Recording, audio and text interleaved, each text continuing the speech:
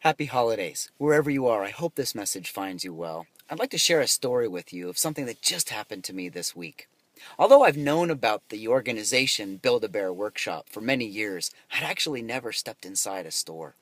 Well, all that changed several months ago when I got a call from a client, actually a soon-to-be client here at Build-A-Bear Workshop. And it turns out that they found out I was going to be in St. Louis, and they asked, while you're in town, would you come by and run a workshop for Your Best Just Got Better? Well, as we were talking a couple of months ago, I said, I'd love to come work for your organization. I've only heard good things about you, but I've never been in a store. So on Tuesday night, before my presentation on Wednesday, I actually met the head of human resources at a Build-A-Bear Workshop store, and I spent about a half an hour building my own bear. He's a Jedi lab. His name is Z. Well, one of the stories that I heard while I was building my bear, and I was talking with the store manager and a couple of associates, of course I was also looking around at the fellow students, kids, all of us who were making our own bears, is they told me that one of the fundamentals of the organization, and Maxine Clark, who founded Build-A-Bear, came from a direct experience she had. They wanted to find a way that if a bear was lost, they would be able to return that bear to the original owner, the original partner. Well, what they do is while you're building a bear, at one point they actually scan a barcode and they match that barcode to the child's name and address and phone number and all of their information. All of that then is stowed away just in case. And inside the bear, before they finally stitch that up, they place that same information inside the stuffing. And of course, I thought this was a cute story. I got to the Build-A-Bear Workshop organization Wednesday.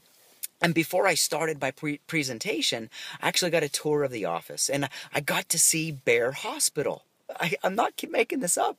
Bear Hospital is a area inside of World Bear Quarters, and there's a couple of nurses dressed in scrubs, and their job every day is to help any poor bear who needs repair. And also, if a bear has been lost, it's returned to World Bear Quarters, it's healed or fixed, whatever that need is. And then because the information for that child or that owner is inside the bear, they can return the bear. They told me they return over 1,200 bears a year. Well, today's Friday, and in between Kansas City, where I woke up this morning, and St. Louis, where I am now, I took a detour. I went to the Presidential Library, the Harry S. Truman Presidential Library. When I eventually left the library, I wound up taking a wrong turn, and I went about a 1 mile way out of the way. When I finally realized that I needed to turn around, I took a U-turn, and lo and behold, I was stopped at a red light. And would you believe, and this is what we're going to do today, would you believe that at that red light, when I looked over, what I saw on the road right next to me, in the dirt, face down, is a Build-A-Bear. So here I am at World Bear Quarters, and I'm going to go bring this bear, turn him or her in, and hopefully, I really do hope that inside this guy, you can see he's going to need some help. Inside is the information that they need to get this bear back to whoever he belongs to. So as I'm walking toward the office, I sure do hope that someone's here and they can help me out.